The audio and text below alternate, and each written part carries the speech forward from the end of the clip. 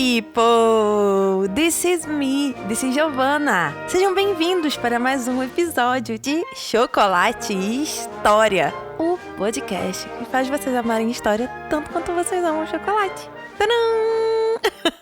Como é que vocês estão, gente? Vocês estão bem? I'm fine, thank you. Gente, esse episódio de Chocolate e História é um episódio que vocês vão virar e falar assim, quê? Aí eu vou falar, é. Aí vocês vão assim, quê? Aí eu vou falar, é. O que acontece? Meu aniversário foi no dia 13 de julho. E eu vos posto este episódio 2 meses depois que eu fiz aniversário, né? Só eu mesmo pra fazer esse tipo de coisa. Porque eu queria comemorar meu aniversário com o podcast, né? Com o episódio de Chocolate História. Só que aquilo, a gente tá tentando aí, na labuta, fazer os episódios. E é difícil, às vezes, conseguir postar rápido.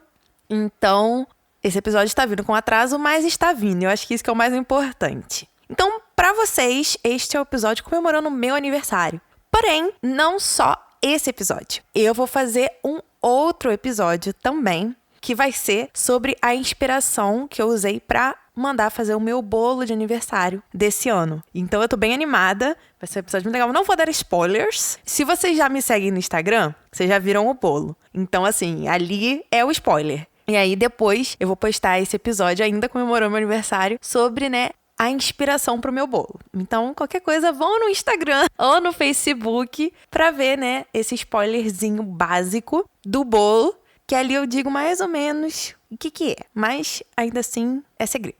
Ai, eu estou muito cheia de segredos. Adoro. Gente, hoje eu vou agradecer a muitas pessoas que eu, por não estar fazendo tantos episódios de Chocolate História, eu acabei não trazendo aqui os agradecimentos que eu sempre faço. Então, nesse episódio eu vou falar os nomes das pessoas que continuam comentando no Instagram, continuam lá me mandando mensagens, interagindo. Também como forma de presentear vocês, sabe? Porque faz tempo que eu não faço isso e, poxa, é o episódio sobre o meu aniversário. Então, nada mais, nada menos do que trazer e agradecer as pessoas que me ajudam e que me dão mais vontade, mais combustível de continuar, né? Lá seguindo no Instagram, no Facebook, compartilhando, comentando, mandando mensagem. Então, assim, isso pra mim é o maior presente que eu posso ter. Então, por isso que eu tô aqui vindo agradecer a essas pessoas, tá bom? Eu quero agradecer a Cláudia Borges, ao Eduardo Tuyama, a Aline Notar Roberto, a Vitória Rocchini, a Sara Borges, ao Marcelo Turella, a Natália Freitas Rodrigues, ao Ivanildo da Cunha, a Marilene Inácio Leite, a Juliana Cristina, a Clécia Andrade, a Renata Bueno, ao Fredson, a Joselina Paz, a Isadora Correia, ao Derner Carvalhedo. Denner, eu sei que você me pediu um episódio sobre a irmã da Elizabeth II, né, a princesa Margaret, e eu vou fazer, tá numa listinha, eu não esqueci. Mas aqui, assim, gente, eu não dou conta de tudo, né, então tem que ser devagar mesmo. A Verônica Pecoraro, a Maria Ribeiro, a Áurea Oliveira da Silva, a Pipoca Corner, a Bullet Jornal e Café, que fez uma postagem sobre o meu audiodrama Os Bradleys. O arroba dela é Bullet Café, tudo junto. Bullet e Café, tá? Só pra confirmar. Maravilhosa, muito linda. Eu enviei meus livros pra ela, ela falou que depois vai postar. E eu espero que ela tenha gostado. E foi muito legal essa parceria que a gente fez. Então vão lá seguir ela, vão lá conhecer o trabalho dela, que ela fala sobre vários livros, sobre várias coisas.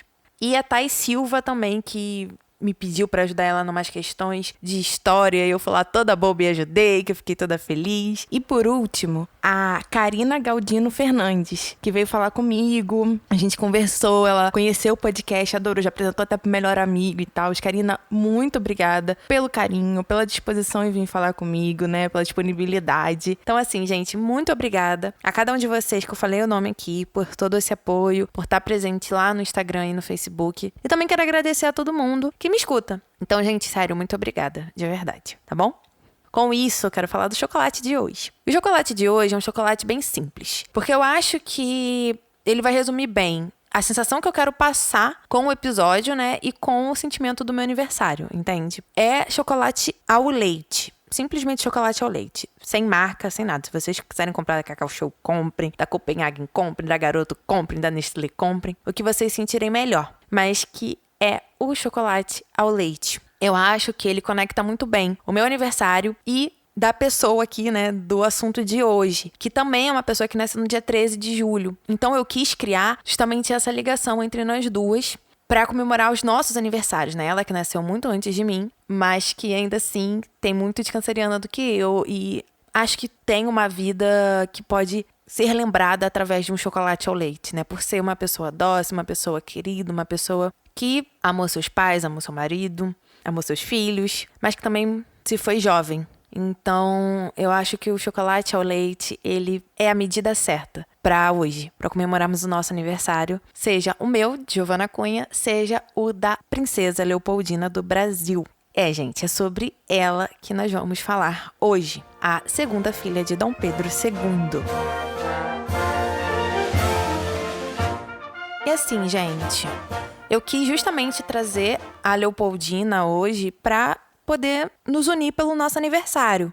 Eu sei que o ideal dos mundos era o quê? Postar no dia do meu aniversário ou na semana, só que não deu, né? Mas ainda assim eu não quero deixar de comemorar e de trazer esse detalhezinho que eu amo, porque eu amo pessoas que fazem aniversário junto comigo. Então a minha ideia é sempre trazer, pelo menos uma vez no ano, tentando ser na semana do dia 13, alguém que tenha nascido no dia 13 de julho. E desse ano foi a Leopoldina. E eu gosto disso, sabe? Eu me sinto até meio importante. Falo, nossa, eu nasci no dia que essa pessoa. Eu acho muito legal. Com isso, gente, não esqueçam de ir lá no Instagram ou no Facebook ver as imagens do episódio, tá bom? Que é o @ElizabethMargot_, né? O Instagram. E o Facebook é Elizabeth Margot. E aí, qualquer dúvida, qualquer coisa, é só falar comigo por lá que eu respondo. Fico felicíssima respondendo vocês, tá bom? Com isso, vamos começar o episódio de hoje para falar um pouco de Leopoldina, essa canceriana que eu, Giovana, nasci no mesmo dia que ela. Leopoldina, Teresa, Francisca Carolina, Micaela, Gabriela, Rafaela, Gonzaga de Bragança e Bourbon. Segunda filha de Pedro II, o imperador do Brasil. Ela nasceu no Rio de Janeiro, no dia 13 de julho de 1847, no Palácio Imperial de São Cristóvão, às 6h45 da manhã. Como eu disse, ela era filha do imperador Pedro II do Brasil e da imperatriz Dona Teresa Cristina. E foi a filha mais nova do casal que sobreviveu à infância, né, que chegou à vida adulta. Ela foi princesa do Brasil até o seu casamento, onde renunciou aos títulos de nascimento e adquiriu os títulos do marido. E ela depois vai vir a morrer em Viena, no dia 7 de fevereiro de 1871. Mas depois a gente conversa sobre isso. A princesa Leopoldina, ela foi batizada na Catedral e Imperial Capela, aqui no Rio de Janeiro, que hoje é conhecida como Igreja de Nossa Senhora do Carmo da Antiga Sé. Tá bom? Fica ali no centro do Rio de Janeiro, em frente à Praça 15, frente ao Paço Imperial. E o batismo dela aconteceu no dia 7 de setembro de 1847. O nome Leopoldina foi dado em homenagem à sua avó paterna, Leopoldina. Os seus padrinhos eram a Dona Francisca de Bragança, que era tia paterna dela, ou seja, irmã do imperador, com o seu marido, Francisco Fernando de Orleans, príncipe de Joinville. Sua outra madrinha foi Mariana Carlota de Verna Magalhães Coutinho, que era a condessa de Belmonte, que era a camarista-mor da imperatriz, né, da Dona Teresa Cristina. Sua preceptora, né, ou seja, sua tutora, foi a Condessa de Barral. Ela começou os trabalhos em setembro de 1855 e ela dava aula, né, ela tutoriava as duas meninas, Isabel e Leopoldina. As duas tiveram vários mestres, né, vários professores de diversas matérias. Eles eram responsáveis por educar as princesas, que passaram a seguir um elaborado e rigoroso sistema de estudos, que era supervisionado pessoalmente pelo imperador, né, por Dom Pedro II. Elas estudavam português e literatura, francês, inglês, italiano, alemão, latim, grego, álgebra, geometria, química, física, botânica, história, cosmografia, desenho, pintura, piano, filosofia, geografia, economia política, retórica, zoologia, mineralogia e geologia. Essa era uma das poucas matérias que as meninas estudavam, para vocês verem. Elas tinham aulas 6 dias na semana, de 7 da manhã às 9h30 da noite. Visitas eram apenas no domingo. Festas ou qualquer outra ocasião deveria ser autorizada pelo imperador previamente. Então essa foi basicamente a rotina das duas princesas no início da vida, né? Na infância e um pouquinho da juventude. Um ponto interessante, gente, é que vocês vão me perguntar assim, Giovana, o que é cosmografia? A cosmografia, ela é um estudo da astronomia que busca explicar e descrever o universo. Matérias de antigamente, né, que hoje a gente chamaria de astronomia, a gente chama de cosmografia, por exemplo. E as disciplinas, elas eram divididas por país e época. Então, por exemplo, quando elas aprendiam alemão, elas estudavam sobre a história da Alemanha, entendeu? Mais ou menos isso.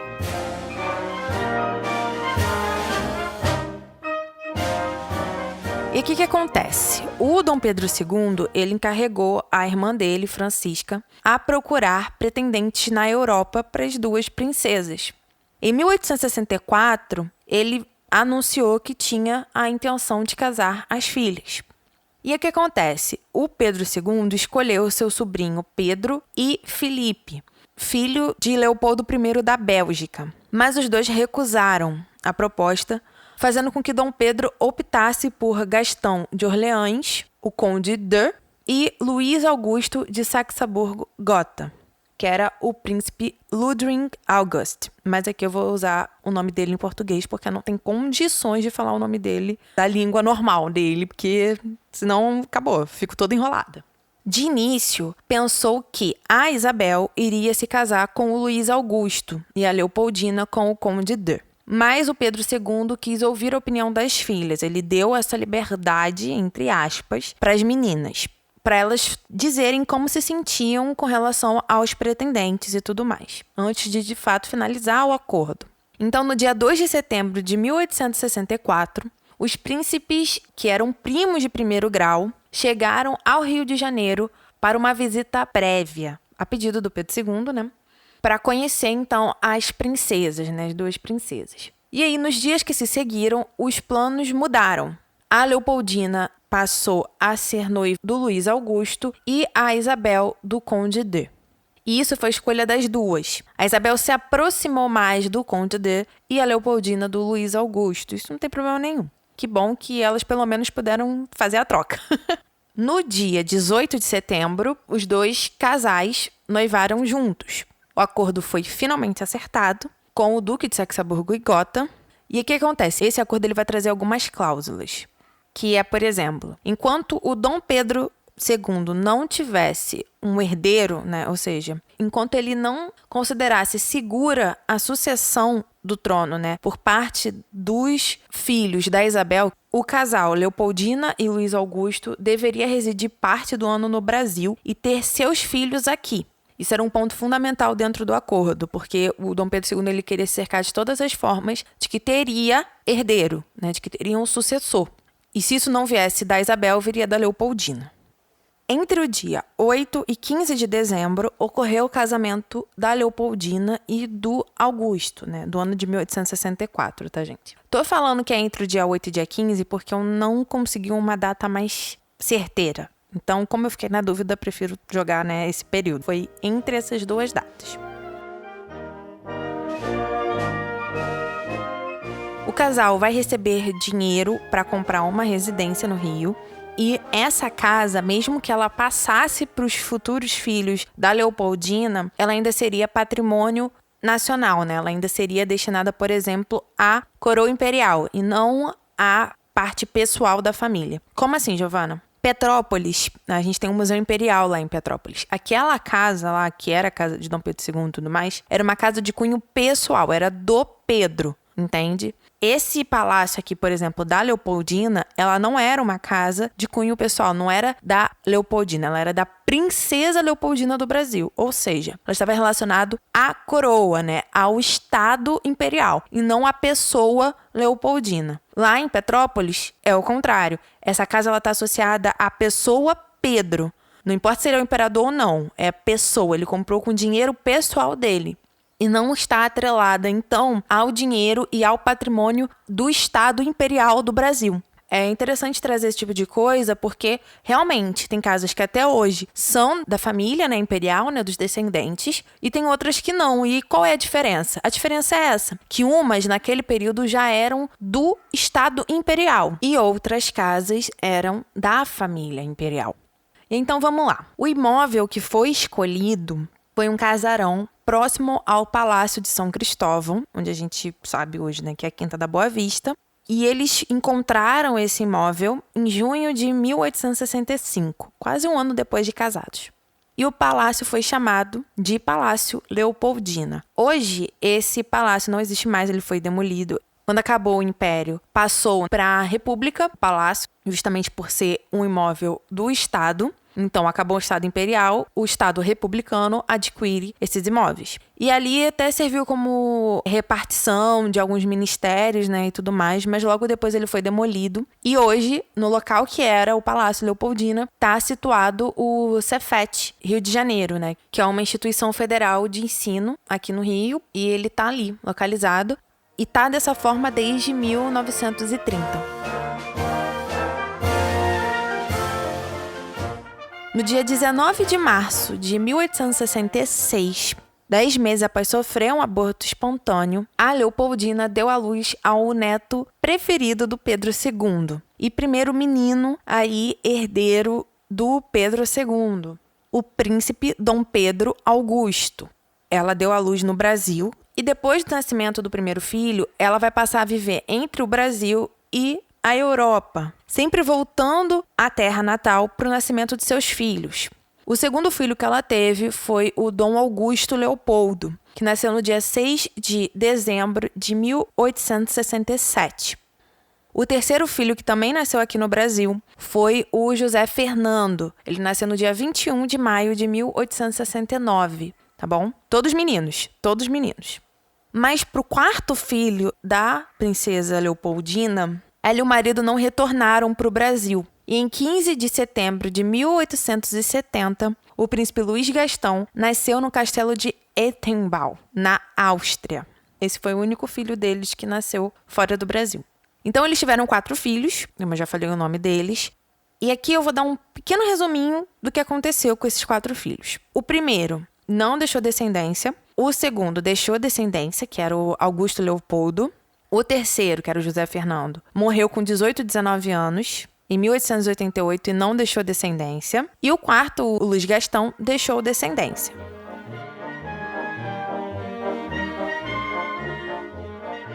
No início de 1871, a Leopoldina ela vai começar a ficar doente. Os sintomas dela progrediram para sintomas clássicos da febre tifoide, e ela vai morrer poucas semanas depois do início dos sintomas. Ela faleceu no dia 7 de fevereiro de 1871, aos 23 anos de idade, no Palácio de Coburg, na Áustria. O imperador Francisco I da Áustria decretou luto oficial por 30 dias e o corpo dela foi levado para a Catedral de Coburg, onde vários representantes de casas reais europeias assistiam o sepultamento, tá? Foi bastante gente assistir o sepultamento da Leopoldina. Hoje, ela está enterrada na cripta da igreja de Santo Agostinho, em Coburg, ao lado do seu marido e filhos. Ela está enterrada em Coburg porque era o destino originário do título, né, do Duque de Saxe-Coburg-Gotha, né? E o marido dela fazia parte dessa família. Todos os anos que sucederam a morte da princesa Leopoldina até o ano de 1922, em Viena, foram celebradas missas em sua memória. Foi um gesto muito bonito, assim, por isso que eu quis trazer para vocês.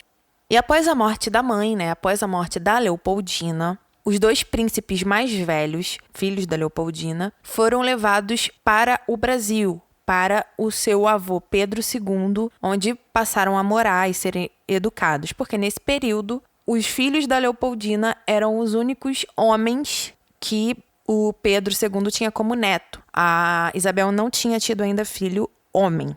E os 2 mais novos ficaram com o pai na Áustria. Só os 2 mais velhos voltaram com o avô. A Isabel, ela só vai ter filho homem 4 anos após o falecimento da Leopoldina, né? No ano de 1875. Então, os filhos mais velhos da Leopoldina são considerados aí sucessores de Dom Pedro II até 1875. Depois disso, eles perdem o posto para o filho recém-nascido da Isabel. E quando eles perdem essa preferência ao trono imperial, eles passam a formar de forma involuntária o ramo cadete. O que é esse ramo? É o ramo que detém a genealogia do filho mais novo do monarca, ou seja, são todos os descendentes do filho mais novo do monarca. E nesse caso, era a Leopoldina. Eu não vou me prolongar na história dos filhos dela, né? Eu não vou trabalhar isso aqui. A minha maior ideia para falar dos filhos dela é justamente dizer quem teve descendente e quem não teve. Eu já falei um pouco sobre o mais velho no episódio de A Maldição dos Braganças, tá? O episódio 60 aqui do podcast, né, do Chocolate História. Lá eu pincelei um pouco, mas a minha ideia é fazer depois um episódio só sobre a árvore genealógica da família imperial. E aí eu vou incluir eles e tudo mais. Mas, por enquanto, não acho que vale a pena, até porque o episódio é voltado justamente para a Leopoldina, né? Essa curta vida que ela teve, mas que trouxe bastante frutos, né? Ela teve 4 filhos que, de início, assim, foram considerados os sucessores do Pedro II e foram criados para isso. Foi uma mulher que viveu aí entre Europa e Brasil e que teve uma educação primorosa para aquela época, considerando até que ela era mulher. Então, por isso que eu quis trazer um pouco da Leopoldina, né? Em vez de trazer logo a irmã, que era a, de fato, herdeira, né? Isabel e tudo mais, por que não trazer a irmã mais nova, né? E ela morreu muito nova. Então, assim, ela deixou muita coisa para ser vivida, mas ao mesmo tempo deixou um legado muito grande com seus filhos e seu marido e, né, com a outra parte da sua família. Então, por isso que eu quis trazer ela pra comemorar, né, meu aniversário aí. E o dela também, né? E assim, eu espero que vocês tenham gostado. Foi um episódio tranquilo e curto, né? Porque, querendo ou não, a vida dela foi assim. Mas não deixem de ir lá no Instagram ver as fotos dos filhos, do marido, enfim, de todo mundo, que tá bem legal. Eu espero que vocês tenham gostado dessa ideia, né? De trazer um episódio comemorando o meu aniversário, né? Vão ser 2. O outro, vocês aguardem, que vai ser o próximo, se Deus quiser.